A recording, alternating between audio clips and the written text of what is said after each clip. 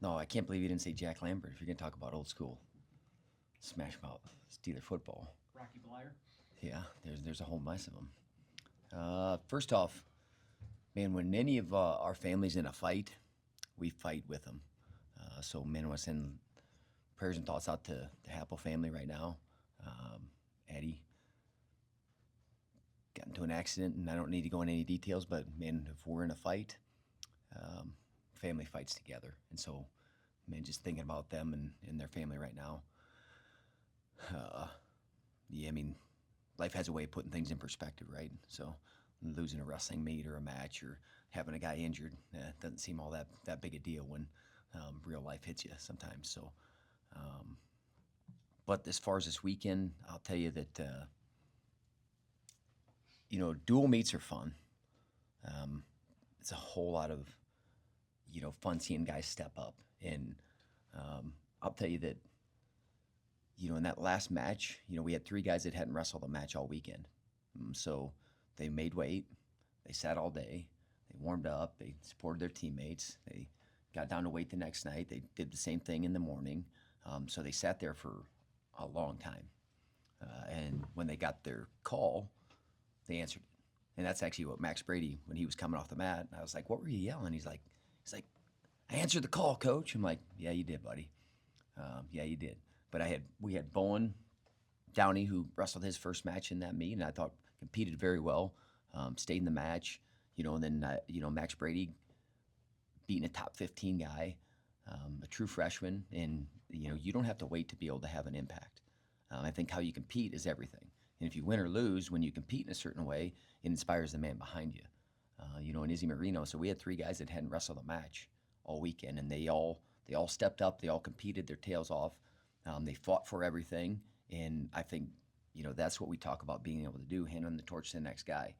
Um, the event, I think it's a great event, um, especially for the D2, the D3, the NAI, the girls. I think there was a historic match or I guess win for on the women's portion. I can tell you from the D1 spot, you'd like to have a better attendance. Um, hopefully we can make that happen. But South Dakota State's a great team. They're a top 10 team. Um, I can tell you a team like Drexel, man, they came out and scrapped. And then I know all the other teams were able to get 5 matches, which is huge for them, and they got young teams and those things. But um, I would certainly like to have a chance to showcase, in the D1 level a little bit more. And I look at it the other levels. I mean, they have everyone has their top teams up and down the lineup. But good event. 5 matches is a lot in 2 days. We got to mix and match quite a bit, and we had a lot of guys wrestle matches and a lot of guys step up in situations. I think about a guy like Nick Fox. He got 4 matches in this weekend. Had a couple pins, but I think about those 2 matches in the last 2 duels. Like those duels are tight, and you swing things in your favor and kind of give us a little bit of gap. I think was huge. And then a guy like Aronson, winning that last match. I can tell you that Rasmussen, he is hard to wrestle. Um, Creates a lot of chaos in situations, and Adam did a fantastic job of kind of mitigating those situations till the end. And I was kind of looking at it, and I said, "Oh, he did a great job till the end." Like he did a great job the whole match.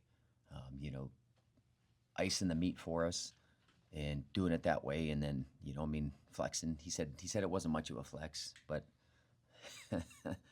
if you know Ernie, um, you'll laugh about that. And so I actually told Flo because they kind of roasted him last week. I don't know if anyone saw that on FRL. So he's goofy.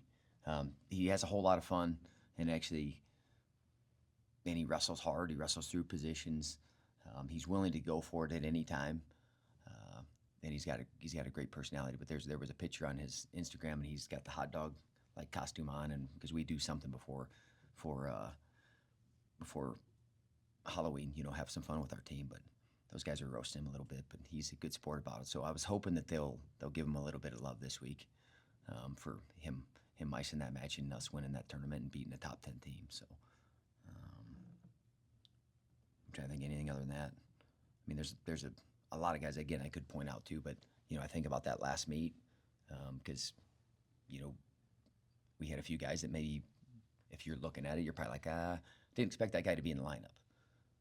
But the great thing is our guys are prepared for that, and they're prepared for the opportunity. Because I told them when we were reining in 20 guys, anybody could wrestle anytime. And again, they answered the call, and proud of the team. Certainly something we can build on. But I guess any questions? Any update on Corey?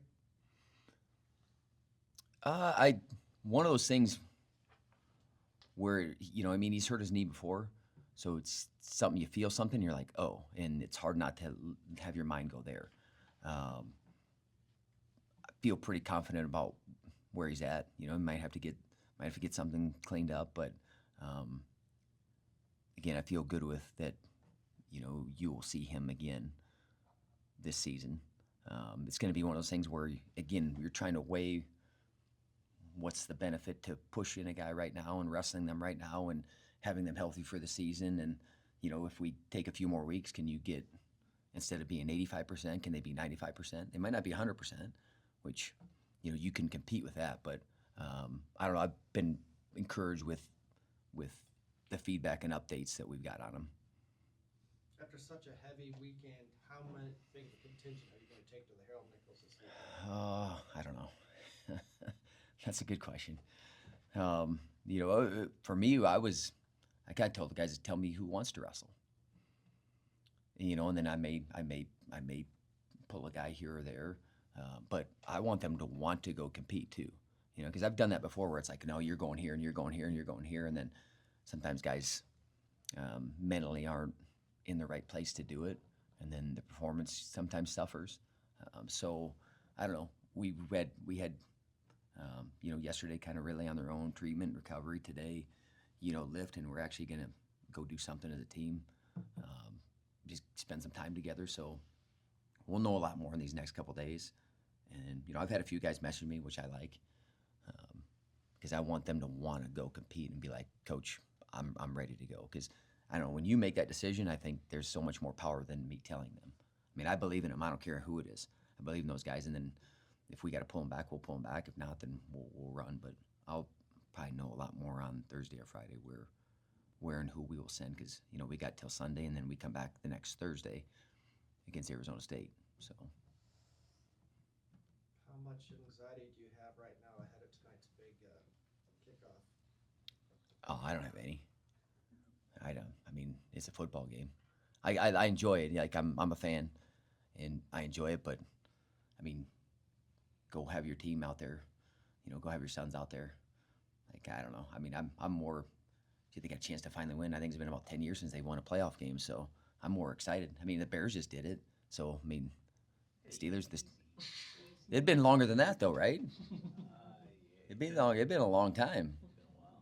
Yeah, I mean, so a lot of guys on the team have never seen them even win a playoff game. So, no, I'm more excited. I enjoy it. But actually, Tanya bought me this a long time ago. She's a huge Steelers fan too. So I appreciate it and love Palomalu, and the old school defense. Do you have a wig to go with that? It just seems out of place without the hair. No, I don't. Maybe next time. Yeah, I mean, yeah. I'm trying to think.